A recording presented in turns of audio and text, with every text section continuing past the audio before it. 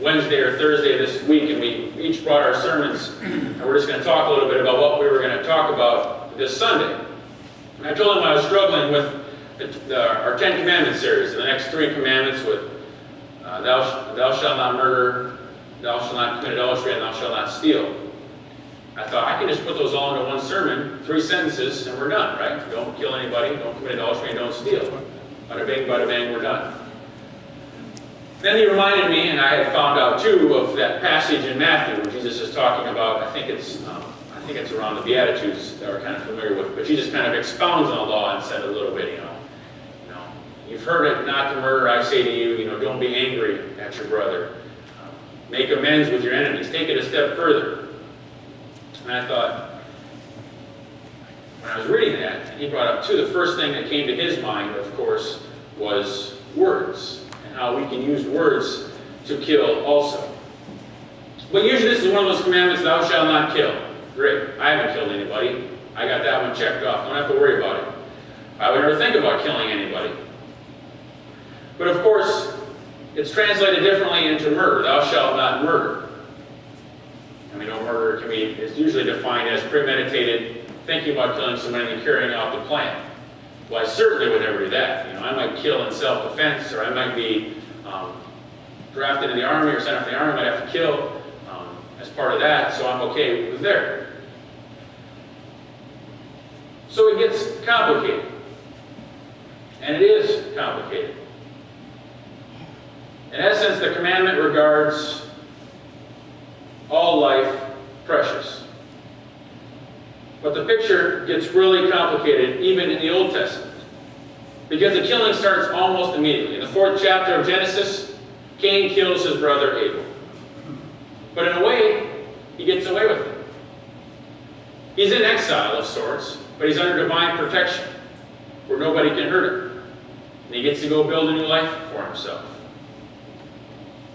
Some of the killing of the Bible is because of lawlessness, like Cain's murder of Abel, King David's conspiracy to kill Uriah in 2 Samuel, the slaughter of the young children in Bethlehem in Matthew. Some of the killing of the Bible is a matter of law. Murderers were executed, adulterers and blasphemers were stoned to death, soldiers killed and were killed in war and after war. And some of the killing in the Bible is a matter of God's explicit command. God told the Levites to kill brothers, friends, and neighbors who had worshipped the golden calf. God told the Israelites to slaughter every man, woman, and child in the story of Jericho, or in the city of Jericho. So the 6th commandment, thou shalt not kill or thou shalt not murder, gets complicated. Because there is so much killing in the Bible. Some of it tolerated by God, some of it sanctioned by God, some of it even seemed to be ordered by God. But at the same time, the Bible spends a lot of time putting a premium on human life. Take a human life, and your life will be taken from you, it says in Genesis chapter 9. And then Jesus comes and seems to change everything. But you can't help but read the Old Testament. You can't help but when you read the Old Testament to see all the killing that goes on there. And some of it is even ordered by God to cleanse everyone in the promised land as they're going through it. And you think, man, that is really vicious. So thou shalt not kill might not be quite as simple as just thou shalt not murder. But in another essence, it is that simple.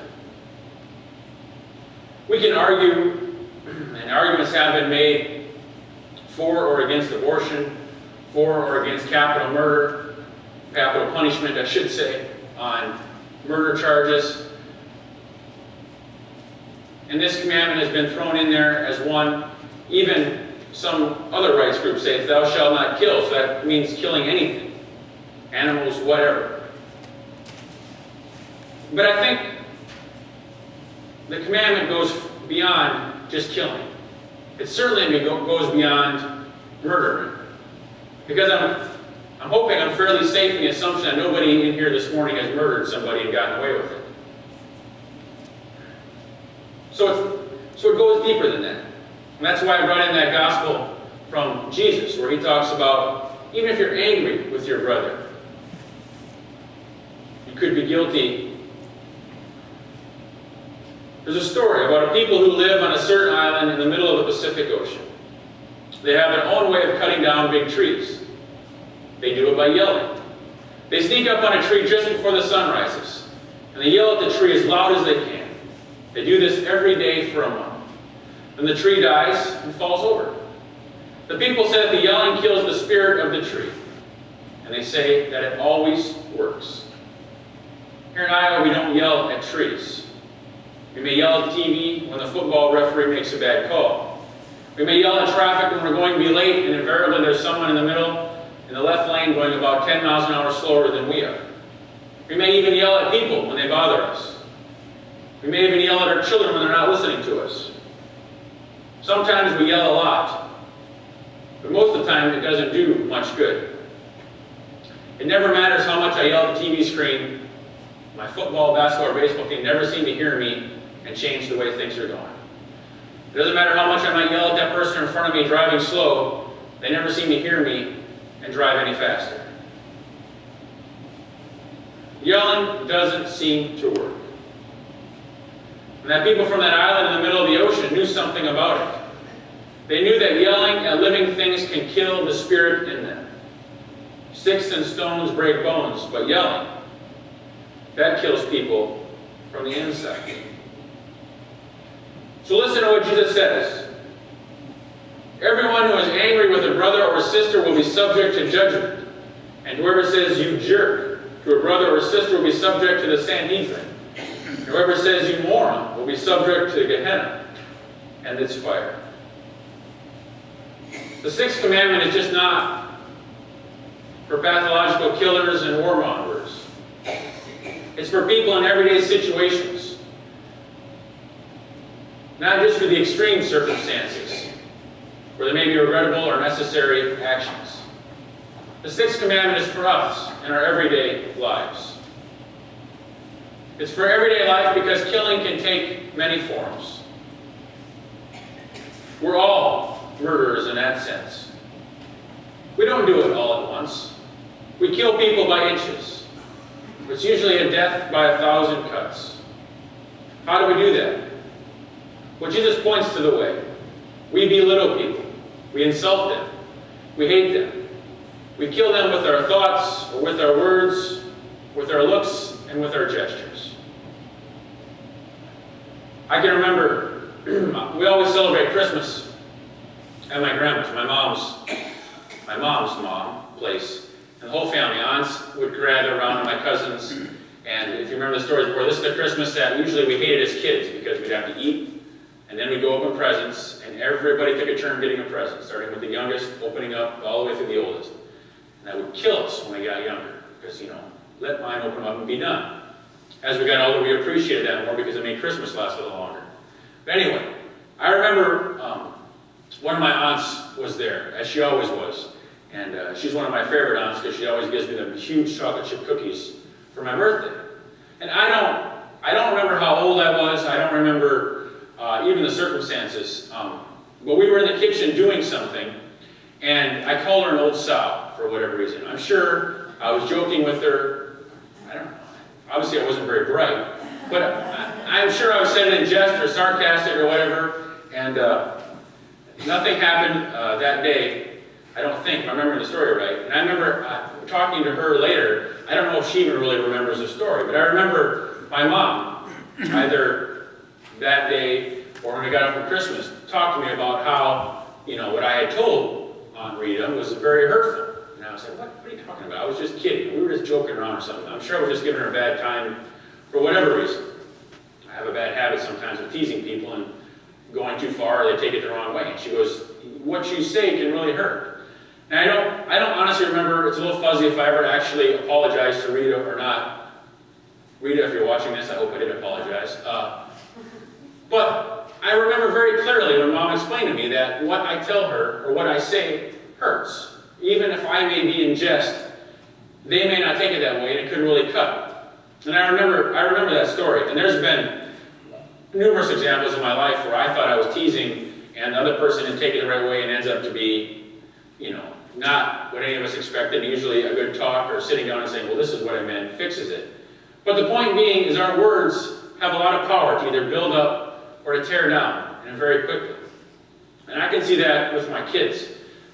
I'll confess there are days when I'm frustrated or in a bad mood, and I'm not a very good example for our parents. And Isaac will want to do something mostly because Alex doesn't quite understand yet. He probably understands more than I think. But anyway, I'll use Isaac as an example. He'll want to do something, or he'll do something really small, and I'll either be too tired or just kind of at the end of your rope and you snap. Like, no, not today, or just leave me alone. And you can instantly see their face just, boom, like all the air has been knocked right out of them. And usually you feel terrible after that. Well, always you feel terrible about that. But it just shows how instantly your words can either build them up or knock them down. And it works with all people, if you think about it. I know there have been studies done, and I won't put Carol on the spot, but with plants, I should ask them. If you play nice music to them and they grow bigger, or if you yell at them and scream at them with the energy and they won't grow as good. I know I have seen TV shows on television where they have done that with different kinds of music, and the plants will either grow or deal with based on the kind of emotion that the music seems to be pointing out. Well, it works the same way, probably even more with people. Our words can really cut them down, or they can build them up. I'm sure almost everyone sitting out there is probably thinking of a time in their lives when either someone has said something to them and they remember it, or how it's affected them, or something they've said to someone else, and they know how it has affected them, positively or negatively. If you're more like me, you probably think of the negative thing that you've done or has been done to you right away. But it's so quick and so easy sometimes with the way our words can hurt people. There's another word for it sometimes too, and that is gossip. Gossip can also hurt very, very badly. 4 preachers met for a friendly gathering. During the conversation, one preacher said, "Our people come to us and pour out their hearts. Confess certain sins and needs. Let's do the same. Confession is good for the soul." In due time, all agreed. One confessed he liked to go to movies and would sneak off when away from his church. The second confessed to liking to smoke cigars. The third one confessed to liking to play cards. When it came to the fourth one, he would confess. The others pressed him by saying, "Come on now, we've all confessed ours. What's your secret or your vice?"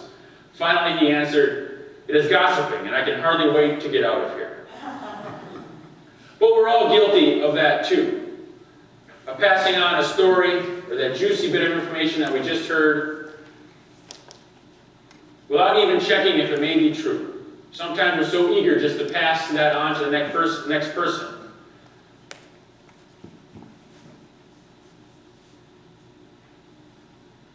If you don't say it, they can't repeat it. Yiddish folklore offers a telling tale about gossip makers. One such man had told so many malicious untruths about the local rabbi that, overcome by remorse, he begged the rabbi to forgive him. "And Rabbi, tell me how I can make amends," he asked. The rabbi sighed. "Take 2 pillows. Go out to the public square and cut the pillows open. Wave them in the air and then come back." The rumor monger quickly went home, got 2 pillows and a knife, hastened to the square and cut the pillows open and waved them wildly in the air. Then he ran back to the rabbi's chambers. "I did just what you said, Rabbi." "Good," the rabbi smiled. "Now, to realize how much harm is done by gossip, go back to the square and collect all of your feathers." Our words have powers beyond just what we say when we say them. So when the 6th commandment says, "Thou shalt not kill," or "Thou shalt not murder," it is talking about not murdering someone, taking a life in that fashion.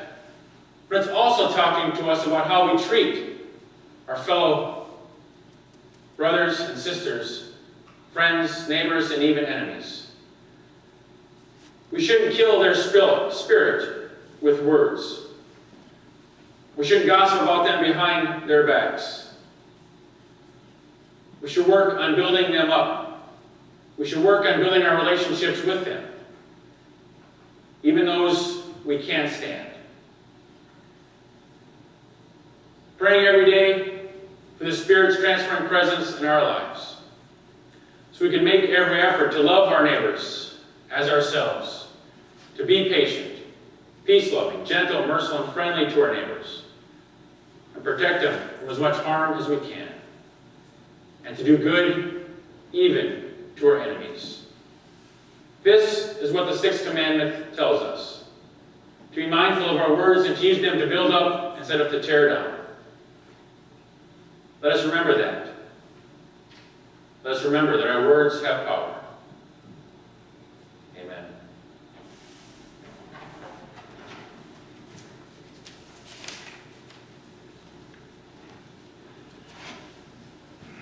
Let's stand and sing together our hymn.